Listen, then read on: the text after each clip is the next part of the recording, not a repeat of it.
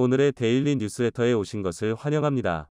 1. 현대차 사장 바이든의 역대급 발언. 2. 한국이 동해 한복판에서 발견된 가스전에 시추공 황급히 뽑아낸 이유. 3. 1. 밀어주며 한 반도체 견제하던 미 결국 한번 진실을 알아봅시다. 미국 민주당이 중간선거에서 패배할 가능성이 높아지는 가운데 바이든 행정부가 전기차와 관련한 한국의 우려를 무시하고 인프라 및 재정투자 계획을 강행하겠다는 뜻을 밝혔습니다. 특히 IRA, 인프라 구조 개선 법안, 강행을 예고한 상황에서 현대차의 조지아 공장 기공식과 관련해서 바이든은 자신의 업적이라고 자랑했는데요. 이런 바이든의 태도에 현대차가 마침내 작심하고 비판에 나섰습니다. 이런 상황에서 한국은 세계 최대 규모의 전기차 관련 공장을 건설하면서 미국의 전기차 산업 견제에 대한 대응을 준비하고 있습니다. 뉴욕타임스, NYT는 25일 백악관이 중간선거 낙관론을 접고 상원, 하원 전부 패배 가능성을 상정한 전략을 마련하고 있다고 보도했습니다. 최근 여론조사에서 민주당 후보들이 앞서던 지역들이 백중세로 돌아서고 접전 지역 역시 공화당에 기울어져 민주당에게 불리한 판세가 이어지고 있습니다. 그동안 민주당 성향이 강했던 오리건주는 5명이 하원의원 중 현재 4명이 민주당, 1명이 공화당 출신입니다. 지역구 조정으로 이번 중간선거부터 6명으로 의석이 늘었지만 여론조사 결과 공화당이 절반을 차지하는 것으로 나타났습니다. 또 다른 민주당 텃밭인 로드 아일랜드주, 2성 모두 민주당, 역시 공화당 후보가 처음으로 의석을 차지할 가능성이 크다는 전망이 나올 정도입니다. 현재 하원은 민주당 220석, 공화당 212석으로 공화당이 다수당이 되려면 5석만 빼앗아 오면 되는 상황입니다. 민주당 선거 관계자는 현재도 위태로운 상황인데 많게는 20터부터 30석 이상 더 잃을 수 있다 고 말했습니다. 민주당의 패배는 역시 경제 문제 때문입니다. 바이든 대통령과 민주당은 연방대법원의 낙태권 인정 문제를 핵심 아젠다로 내세웠지만 실제 미국 국민들에게는 휘발유 가격이나 경기 침체 등이 더 중요한 이슈이기 때문입니다. 이런 가운데 바이든 대통령은 중간선거의 새로운 전략으로 자동차광, 카가이라는 이미지를 선거에 활용하고 있습니다. 워싱턴 포스트, WP에 따르면 바이든은 대통령으로 선출되기 전부터 많은 자동차를 수집할 정도로 큰 관심을 가지고 있다고 홍보하고 있습니다. WP는 중간선거에서 민주당이 패배할 가능성이 높은 상황에서 바이든 대통령이 자동차 애호가들의 나라에서 자동차광이라는 사실을 적극 홍보하고 있다고 지적했습니다. 바이든 대통령은 지난달 열린 디트로이트 오토쇼에서 여러분은 내가 자동차 광이라는 사실을 알고 있을 것이라며 자동차를 바라보거나 운전하는 것만으로도 낙관적인 느낌을 받는다 라고 말했습니다. 데이비드 컷이 메릴랜드대 경영대학원 교수는 미국인들이 선호하는 고성능 차를 소유하는 것은 고위급 정치인들에게 도움이 된다며 그것은 미국 노동자들에게 친밀감을 주고 자신을 강하게 보이고 싶어하는 지도자들에게 남성적인 이미지를 어필할 수 있는 기회라고 분석했습니다. 바이든 대통령이 이런 이미지 구축에 나선 것은 현재 경제 상황이 좋지 않기 때문입니다. 특히 지난 7월 정치적 위험을 감수하고 잦은 사우디아라비아에서 홀대를 당한 것이 큰 타격으로 다가오고 있습니다. 바이든 미국 대통령은 사우디를 직접 방문해 원유 증산을 위한 비밀 합의를 맺었지만 사우디가 감산에 나서면서 엄청난 타격을 입었습니다. NYT에 따르면 바이든 대통령은 중간선거를 앞두고 사우디의 실권자 무함마드 빈 살만 왕세자와 만나 육아 안정을 되찾기 위한 노력에 나섰습니다. 치솟는 물가로 인해 중간선거를 앞두고 인플레이션 대처가 절실했던 바이든 대통령은 국내외 우려에도 불구하고 물가 안정을 위해 사우디를 직접 방문한 것입니다. 하지만 회담에도 불구하고 사우디가 주도하는 석유 수출국 기구 오펙 플러스는 지난 5일 원유 생산량을 하루 200만 배럴씩 감축하기로 결정했습니다. 당초 사우디와의 비밀 합의를 통해 물가를 잡아 중간선거에서의 호재를 기대했던 바이든 대통령과 참모진들 사이에선 불만의 목소리가 나오기 시작했습니다. 미 백악관 관계자는 이 같은 사우디의 결정에 미국 정부도 당황하고 분노했다면서도 에너지 정책은 원유 생산량이 아닌 육아에 초점이 맞춰져 있다며 올해 들어 원유 가격이 30% 이상 인하됐기에 정책은 효과를 내고 있다고 볼 수 있다고 강조했습니다. 하지만 우크라이나 전쟁으로 미국산 에너지 수출 규모가 사상 최대치를 기록하면서 미국의 물가 잡기는 쉽지 않을 것으로 전망됩니다. 미국 EIA는 지난주 미국산 원유 및 석유 제품 수출량이 하루 평균 1140만 배럴로 사상 최대 기록을 세웠다고 26일 발표했습니다. 직전 주보다 하루 평균 200만 배럴 늘었는데 지난주 원유 수출량이 하루 평균 510만 배럴로 사상 최대를 경신했기 때문입니다. 이는 러시아가 우크라이나를 침공한 이후에 에너지 부족에 시달리게 된 나라들이 미국산 원유 수입에 의존하게 된 결과입니다. 러시아는 자국과 독일을 잇는 가스관 노르트 스트림 1을 통한 천연가스 공급을 지난달 초부터 무기한 중단했고 에너지 대란을 맞게 된 국가들이 미국산 원유 및 액화 천연가스, LNG를 사들이고 있습니다. 여기에 오펙 플러스가 감산을 결정하고 유럽연합, EU, 이 올해 말 러시아 원유 금수 조치를 시행하기로 합의하면서 미국의 원유 공급 능력이 세계적으로 중요해졌습니다. 이는 바이든 행정부에는 반갑지 않은 소식입니다. 미국 인플레이션의 주요 원인 중 하나인 기름값 상승을 억제해야 하는 상황이기 때문에 바이든 행정부는 수출 제한으로 자국의 기름값을 잡는 방안을 검토한 것으로 알려졌습니다. 제니퍼 그레놈 미국 에너지부 장관은 지난 8월 정유사들에게 휘발유 등의 수출을 늘리지 말고 재고를 확충하라고 요구하면서 이에 따르지 않을 경우에 모종의 조치를 취하겠다고 언급한 바 있습니다. 그러나 동맹국들이 미국산 에너지에 의존하고 있는 상황에서 바이든 행정부가 수출 통제에 나설 경우에 외교적 후폭풍이 만만하지 않을 것이라는 예상도 나옵니다. 여기에 미국 주요 빅테크들의 시가총액이 지난 1년 동안 4,300조 원 넘게 증발한 것으로 나타나면서 미국이 자랑하는 IT 산업도 흔들리고 있습니다. 구글은 유튜브 광고 수입이 줄면서 코로나19 기간을 제외하면 2013년 이후 가장 낮은 매출 성장률을 보였습니다. MS는 시장 예상을 넘는 실적을 발표했으나 주요 사업 및 클라우드 부문이 시장 기대치에 다소 못 미쳤고 메타는 3분기 순이익이 전년 대비 52% 급감한 것으로 나타났습니다.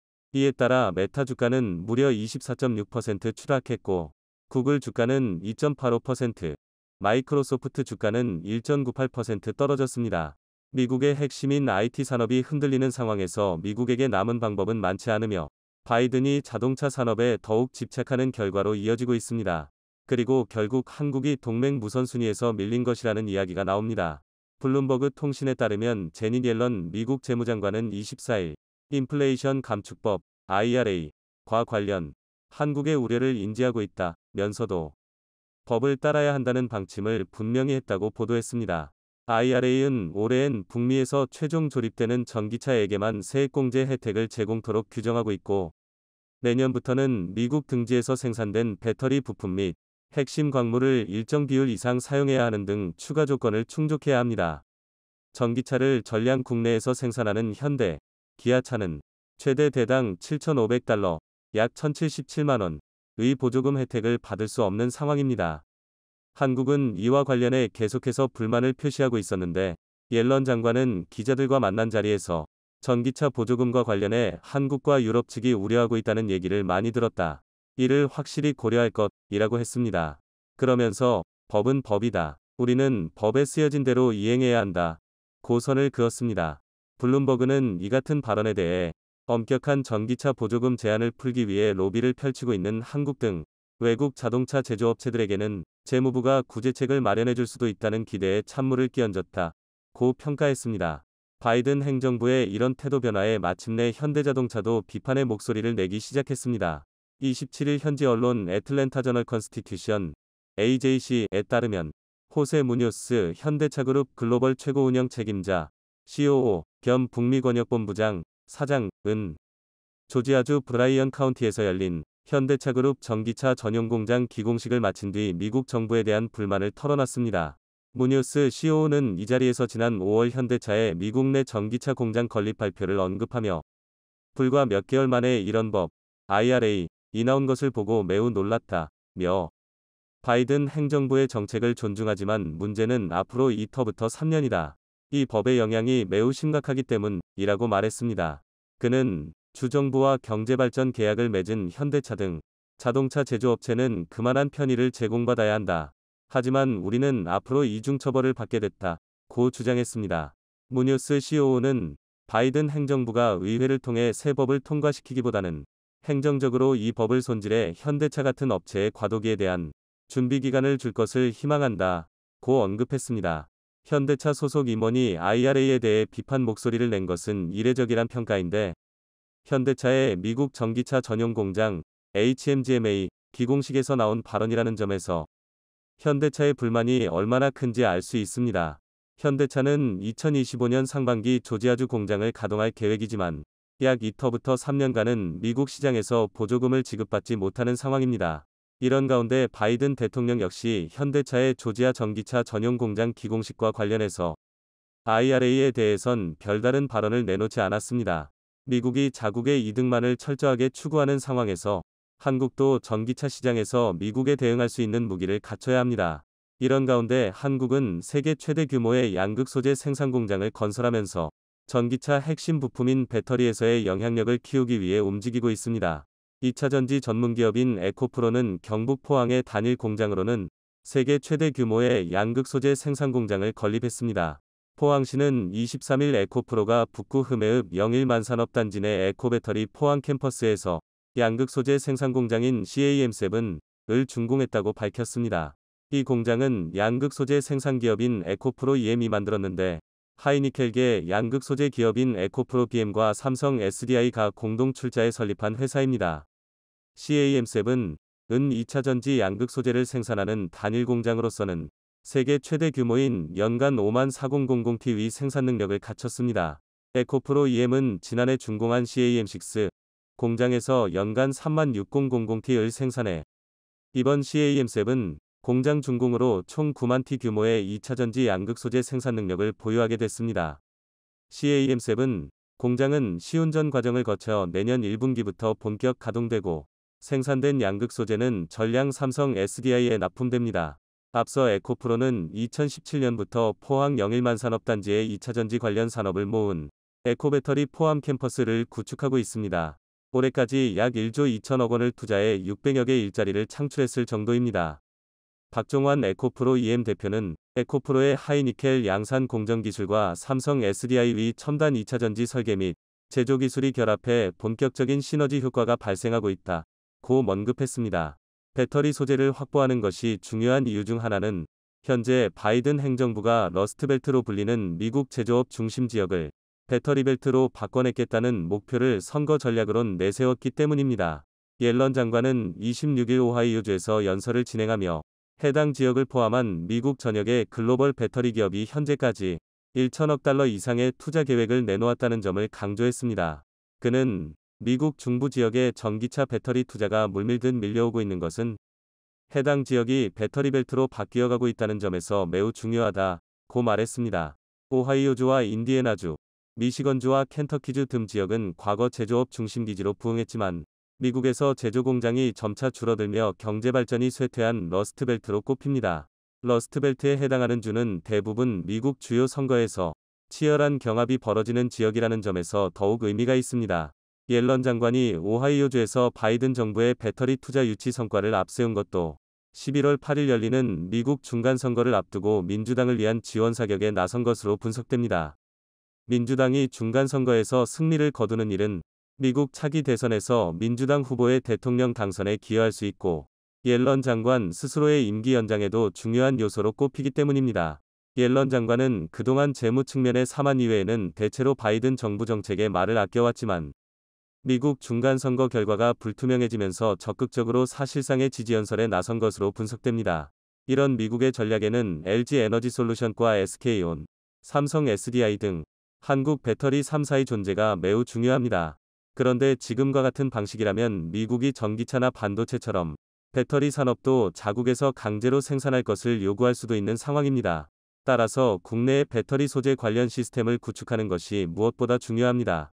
한국을 배터리 핵심 국가로 만들어야 향후 미국과의 관계에서 유리한 위치에 설 수 있기 때문입니다. 선거 승리를 위해 여러 가지 시도를 하던 바이든이지만 결국 경제 문제를 막을 수 없다는 것이 증명되고 있습니다. 이는 다른 나라들도 마찬가지로 한동안은 자국의 경제 살리기를 위한 치열한 경쟁이 예상됩니다. 한국도 경쟁에서 살아남기 위해서는 정신을 바짝 차려야 할 것 같습니다. 자원 그중 석유는 하늘의 선택을 받은 국가만이 누리는 선물로만 생각했었습니다. 석유가 생산된다는 이유로 전 세계 시장 경제를 마음대로 쥐고 흔들고 조금이라도 기분이 상하면 생산량을 줄이고 수출을 중단해버리는 통에 한국처럼 기름 한 방울 없는 국가는 늘 외교 역량을 발휘해 그들의 처분을 기다려야 했었죠. 그래서 기름을 생산하는 나라, 즉 산유국은 한국의 오랜 꿈이었고 전 세계에서 가장 많은 천연가스가 매장되었을지도 모른다는 60년 전 보고서 하나에 현재까지도 들썩들썩하고 있습니다. 그런데 세계는 이미 화석연료를 줄이고 차세대 에너지원인 천연가스의 시대로 접어들었는데 적어도 이 천연가스에 있어서 경북 포항만큼은 예외입니다. 아마 여러분들도 2017년경 포항 한복판에서 불길이 활활 타오르고 있고 몇 개월째 그 불길이 꺼지지 않고 있다는 소식은 들어보셨을 것으로 생각됩니다. 2017년 3월 초 포항시 남구 대잠동에서는 옛 철길을 공원으로 조성하는 공사가 진행됐는데 지하수를 찾기 위해 굴착을 시도하던 중 갑자기 불길이 치솟았습니다. 당시 사고로 화상사고가 발생했고 즉각 소방당국이 출동해 장시간에 걸친 진화 작업을 펼쳤으나 도무지 불길이 잡히지 않았습니다. 흙으로 덮어도 거품 소화액을 퍼부어도 불길은 더욱 활활 타오르기만 했죠. 불이 생김새가 이상하다 생각한 포항시는 한국지질자원연구원과 한국가스안전공사 등에 의뢰해 불길을 조사했는데 말도 안 되는 결과가 나왔습니다. 천연가스였죠. 그러니까 포항 시내 한복판에서 천연가스가 마구마구 솟아오르고 있었던 겁니다. 당시 사고로 생각됐던 이 불길은 일주일이 지나고 1개월이 지나고 5개월이 지나도록 사그라들지 않았고 포항시는 역발상으로 불이 정원을 만들었는데요. 그리고는 불꽃에서 음식물을 조리할 수 있도록 쇠기둥을 받고 그 불로 계란을 삶아 나눠주는 등 이 시기 포항을 방문한 분들은 신기한 경험을 하셨을 겁니다. 그런데 시내 한복판에서도 천연가스가 줄줄 새어나오는 걸 보면 한국은 자원빈국 또는 자원불모지는 아닌 것 같은데요. 그럼 우리의 시선을 포항 구룡포 앞바다 60km 밖으로 이동해 보겠습니다. 혹시 헷갈리시는 분들이 있을 수 있어 먼저 용어 정리를 하고 넘어가겠습니다. 보통 우리가 말하는 석유, 페트롤리움은 지하에서 생성된 액체, 기체, 고체 상태의 탄화수소 혼합물을 말하지만 보통은 액체 및 기체 상태의 원유를 의미합니다.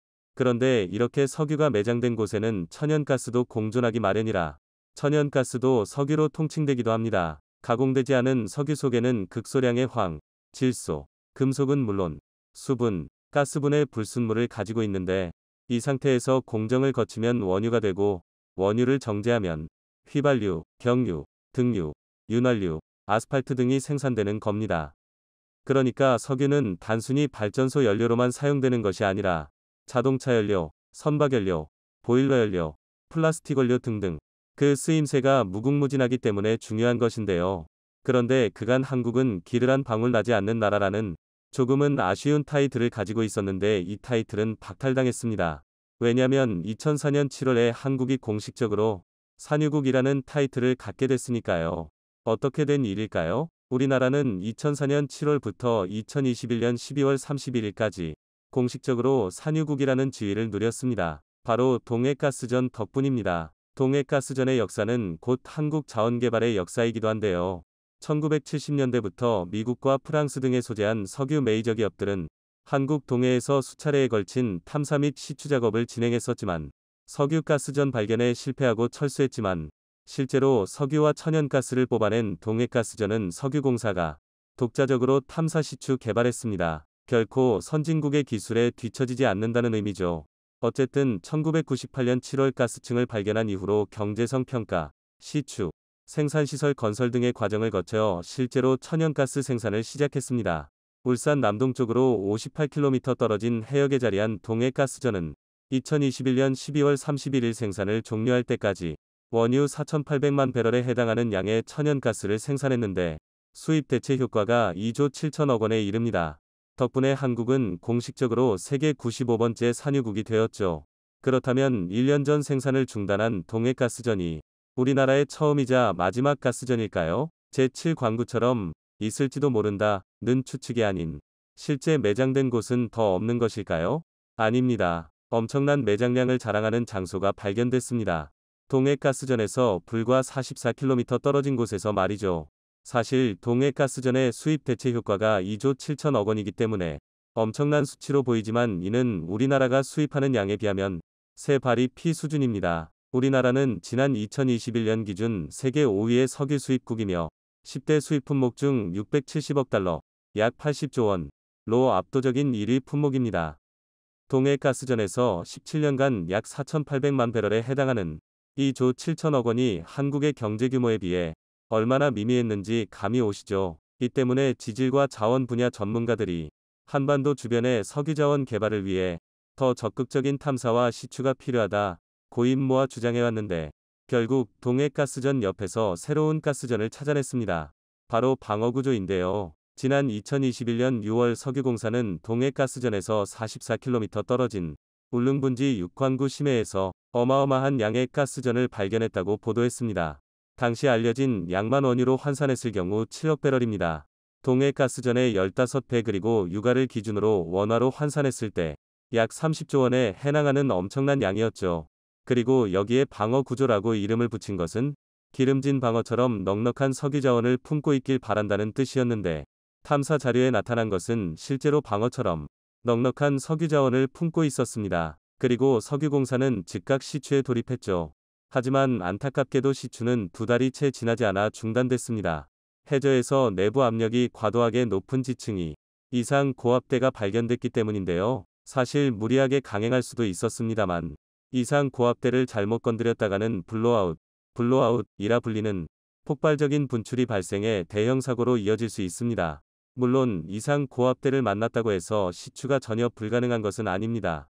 이상 고압대는 상하부 지층이 투과가 어려운 지형이 변형되어 만들어지는데 부피가 좁아지면 내부의 액체나 기체가 과도한 압력을 받게 되면서 작은 틈으로도 블로아웃이 일어날 수 있습니다. 그래서 블로아웃 방지기나 윤활제로 사용되는 이수의 비중을 조절해 통제가 가능하지만 블로아웃에 대한 만병통치약은 아닙니다. 만약 분출이 발생하면 막대한 환경피해가 발생할 가능성이 높은데 2010년 멕시코만에서 시추 시설이 폭발하며 원유 7억 7천만 리터가 유출된 딥워터 허라이즌 사고도 이상 고압대를 건드렸다가 발생한 사고죠. 그래서 일단 석유공사는 잠시 시추를 중단하고 차후 추이를 보면서 진행할 계획인데요. 이러한 지지부진한 우리나라의 움직임과 달리 주변국인 중국과 일본의 행보는 우리를 더욱 답답하게 만들고 있습니다. 한반도 주변에 대륙붕이 많다 보니 주변국들이 자원 확보를 위해 치열하게 경쟁 중에 있죠. 특히 중국의 움직임이 심상치 않은데요. 지난 3월 14일 오후 10시경 해양수산부 어업지도선 무궁화호는 여느 때와 다름없이 서해 지역을 순찰하고 있었습니다. 그런데 아직 한 번도 본 적 없는 이상한 구조물이 선장의 눈에 띄었는데 가까이 가서 확인해보니 이는 전형적인 이동식 석유 시추 구조물이었습니다. 시설물에는 떡하니 하이 아일랜드 7이라고 적혀 있었죠. 그런데 이 구조물은 원래 이 위치에 있으면 불법인 구조물입니다. 왜냐면 한국과 중국의 배타적 경제수역 EEZ 중첩된 관계로 한중 잠정조치수역으로 설정해둔 곳이기 때문입니다. 그래서 어느 나라도 함부로 구조물을 세울 수 없는 곳인데 중국이 석유 시추 구조물을 세워둔 겁니다. UN 해양법에 따르면 배타적 경제수역 내에서는 자신의 영토처럼 관리함으로 어업활동을 포함 천연자원의 탐사, 개발, 보존 및 관리 등을 할 수 있고 자원개발을 위한 인공구조물을 설치할 수 있습니다. 그런데 이 구조물이 세워진 지역은 한국과 중국의 배타적 경제수역이 교집합으로 중첩되기 때문에 양국이 합의하에 한중어업협정을 체결했습니다. 그래서 중첩되는 곳에 대해서는 일방 당사자가 자신의 영해라고 주장하지 말고 함께 조업도 하고 관리도 하는 잠정조치수역으로 설정해두었는데 중국이 이 협정을 깨고 석유 시추 구조물을 세워둔 겁니다. 알박기하듯 세워둔 이 구조물을 발견한 무궁화호는 즉각 이를 정부에 신고했고 청와대는 이를 국가안전보장회의 NSC로 격상시키기도 했는데요. 사실 서해에서 한국과 중국 간 석유 시추를 두고 갈등을 빚은 것이 처음은 아닙니다. 한국은 2004년 제2광구 지역에서 유전 탐사 활동을 벌였으나 중국이 강하게 반발했었고 2008년에는 반대로 중국이 서해에 석유 시추 시설물을 설치해 한국 정부의 항의를 받기도 했습니다. 당시 시추를 추진했던 중국과학원은 탐사 결과 보고서에 계산된 석유, 가스의 추정 매장량은 약 20억 톤 규모에 달한다 고 써 충격을 안겼는데요. 1973년에는 한국이 제2광구에서 석유를 시추하려는 움직임을 보이자 중국이 군함을 보내 저지하기도 했죠. 한편 한국은 한국에게 산유국이라는 타이틀을 선물했던 동해가스전을 활용해 새로운 도전에 나섰습니다.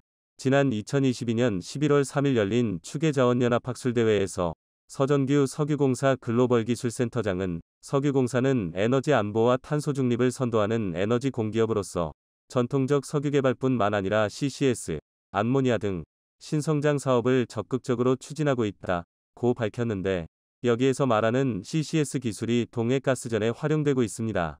지난 영상에서 탄소 중립, 넷 제로에 대해서 설명드렸었습니다만, 탄소 중립은 인간 활동에서 발생하는 이산화탄소 배출량은 최대한 줄이고, 어쩔 수 없이 배출된 이산화탄소는 이를 포집하거나 자연에 흡수시켜 실질 배출량을 0으로 만드는 지구 지키기 계획입니다. 이에 전 세계는 이산화탄소를 최대한 줄이겠지만 불가피하게 발생하는 이산화탄소를 전부 잡아 지하저장고에 가두는 기술을 개발해왔습니다. 바로 탄소 포집 및 저장 기술인데요. 그럼 포집된 이산화탄소를 저장하기에 가장 좋은 장소는 어디일까요? 바로 바다입니다. 사실 바다는 우리에게 해산물을 공급해주는 훌륭한 보물창고일 뿐만 아니라 공기 중 이산화탄소를 가장 많이 흡수하는 거대한 생명체이기도 합니다.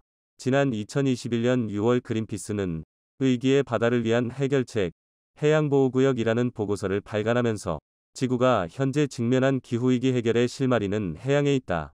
해양에 의해 흡수되는 탄소를 블루카본이라고 부르는데, 지난 20년간 인간활동으로 배출된 이산화탄소의 25%가 해양으로 흡수됐다고 밝혔습니다. 또한 해양은 중요한 탄소 흡수원이며 심해층은 지구상에서 가장 큰 탄소 저장고로 대기 내 탄소량의 50배 이상, 지표상의 초목, 토양, 이생물 전체에 저장된 탄소 총량보다 무려 10배 많은 양을 저장하고 있다며 탄소 중립 시대에서 바다의 역할을 강조했는데요. 그렇다면 심해의 저장 공간을 만들기 위해서는 심해 깊은 곳에 흙을 퍼올려야 하는데 이는 너무나 많은 비용을 필요로 합니다. 그래서 자연적으로 생긴 공간, 즉 유전을 활용하자는 방안이 나왔습니다. 다시 말해 심해에 위치한 유전에서 석유를 퍼올리고 나면 빈 공간이 생기는데 이 빈 공간에 포집된 이산화탄소를 채우는 것이죠. 그리고 그 틈을 막아버리는 것인데, 만약 실수로 조금의 이산화탄소가 빠져나오더라도 심해의 고압을 이겨내지 못한 이산화탄소가 수면으로 떠오를 일은 없습니다. 한국은 동해가스전을 이 용도로 활용하고 있습니다.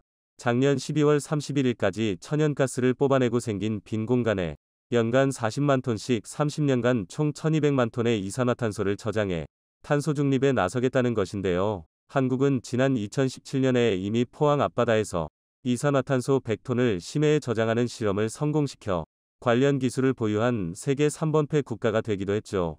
시장조사 업체 리서치앤드 마켓츠에 따르면 글로벌 CCS 시장 규모는 2020년 41억 달러에서 2026년 94억 달러, 11조 5천억 원로 연평균 15.7%씩 성장할 전망입니다.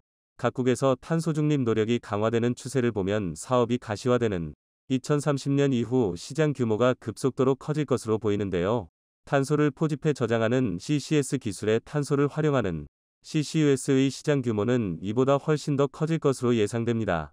국제에너지지구 IEA의 세계 에너지 시장 전망 2019에 따르면 2050년 전 세계 이산화탄소 배출량은 약 370억 톤이 될 것이며, 이 중 9%에 해당하는 26억 1000만 톤이 CCUS를 통해 감축될 것으로 예상됩니다. 1톤당 탄소 배출권 가격이 12만 5천 원으로 책정했을 때 CCUS 시장 규모는 최대 326조 원에 달하는데, 동해가스전을 통해 축적된 기술력으로 이 거대한 시장의 리더가 한국이 되었으면 좋겠습니다.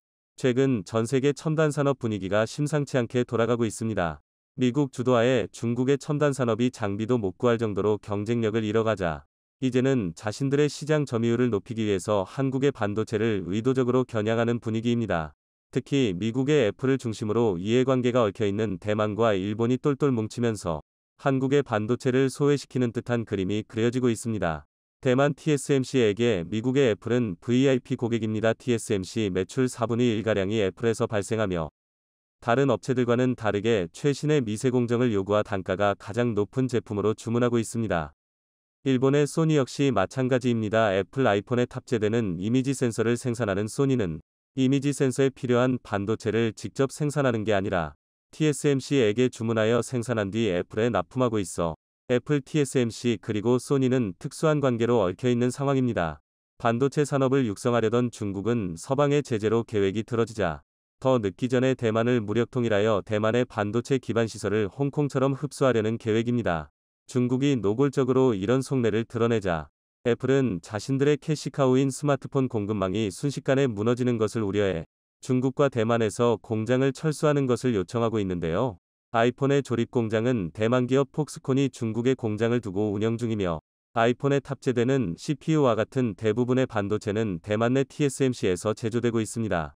미국 기업이지만 미국 내 공장이 하나도 없는 애플 입장에선 자신들의 핵심 공급사들이 전부 중국과 대만에 있어 이번 러시아 우크라이나 상황처럼 변수가 많은 상황 속에 폭스콘과 TSMC 등 협력업체를 압박하고 있습니다. 계속해서 애플 제품을 수주하고 싶다면 빠르게 탈중국을 결정하라는 신호를 보내고 있는데요.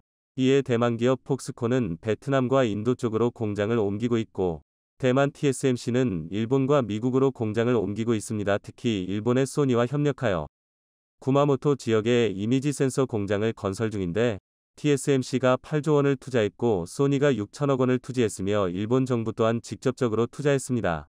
총 공사비인 9조 원에서 절반가량인 4조 5천억 원을 지원하여 한국에 밀려 고사한 일본의 반도체 산업을 다시 한번 살려보겠다는 계획입니다.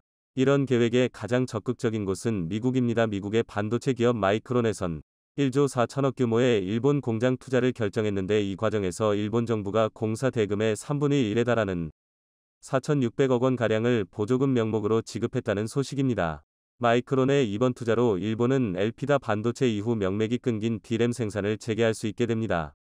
마이크론의 당초 계획은 일본의 8조 2천억 규모의 대규모 D램 공장을 신설한다는 계획이었지만 세계 경제가 하락 추세로 변하면서 공장 규모도 4분의 1 수준으로 감소했습니다. 이 밖에도 일본은 미국의 웨스턴 디지털의 낸드 플래시 공장과 미국 텍사스 인스트루먼트의 아날로그 칩 파운드리 등 다양한 반도체 분야에서 투자를 받아 문어발식으로 반도체 생태계를 확장하면서 반도체 부활을 꿈꾸고 있습니다.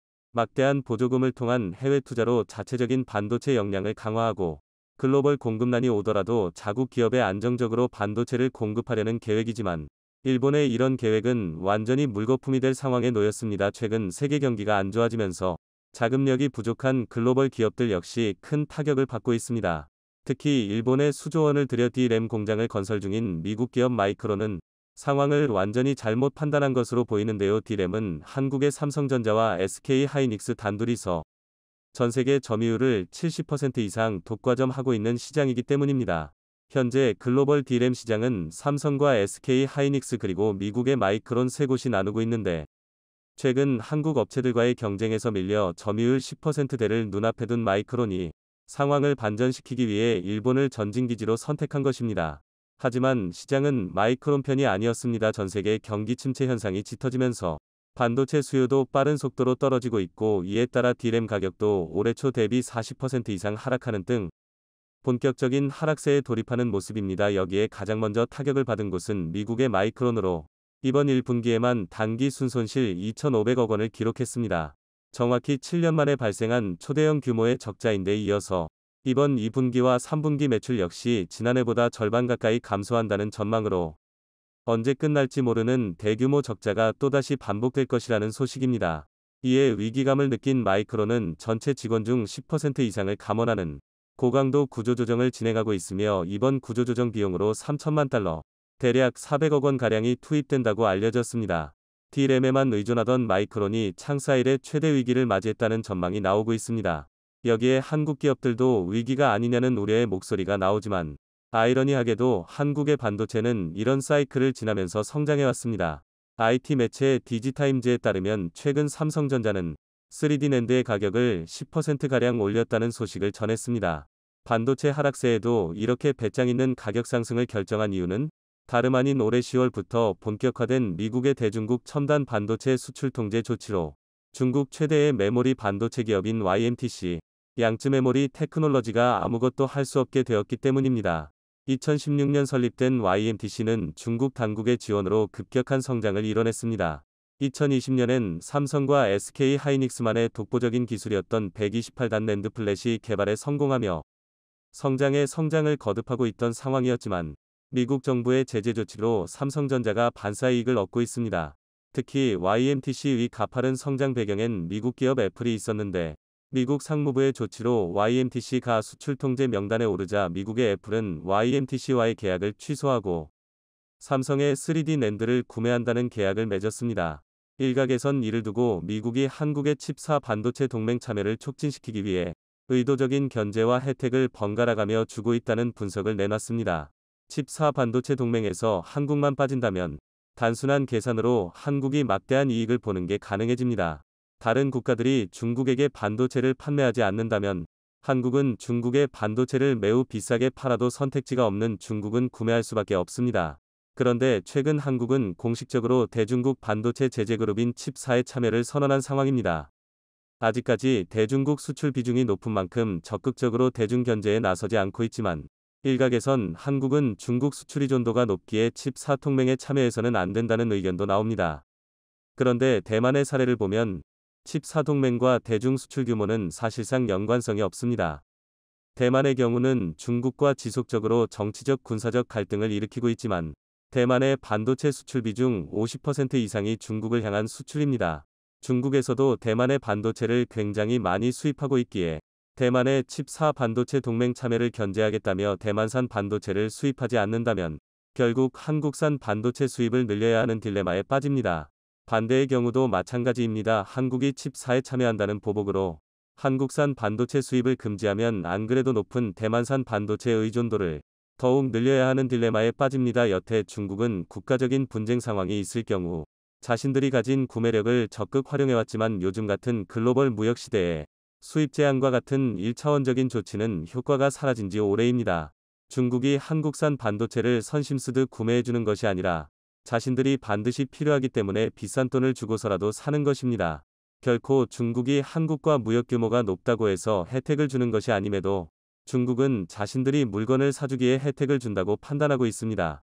특히 반도체와 같은 첨단 제품은 한국이 아니면 중국은 만들 수도 없고 구하기도 어렵기에 사실상 혜택을 주는 쪽은 한국이라고 볼 수 있습니다. 따라서 결과적으로 한국이 대중국 반도체 동맹인 칩4에 참여한다고 해도 중국과의 무역에서 손실은 거의 없으며 보더라도 극소량이 될 것입니다. 며칠 전 미국의 마이크론이 직원과 생산시설을 대상으로 한 강력한 구조조정과 반도체 생산량을 20% 감산하다고 발표했습니다. 그만큼 자금난에 시달리고 있다고 보여지는데요. 이 과정에서 일본 현지에 짓고 있는 최신형 D램 공장 건설이 중단될 수도 있다는 우려가 나오고 있습니다. 2023년 하반기 공장을 완공하고 빠르면 내년 말부터 D램을 생산하겠다는 마이크론의 계획에 차질이 생길 수도 있다는 것입니다. 현재 미국의 막대한 금리 인상으로 글로벌 기업들도 줄줄이 자금난을 겪는 가운데 무리한 투자로 경영위기에 빠질 수 있다는 경고가 나오고 있습니다. 반면 업계 1위인 삼성전자는 인위적인 감산은 없다는 입장을 내놓고 있습니다.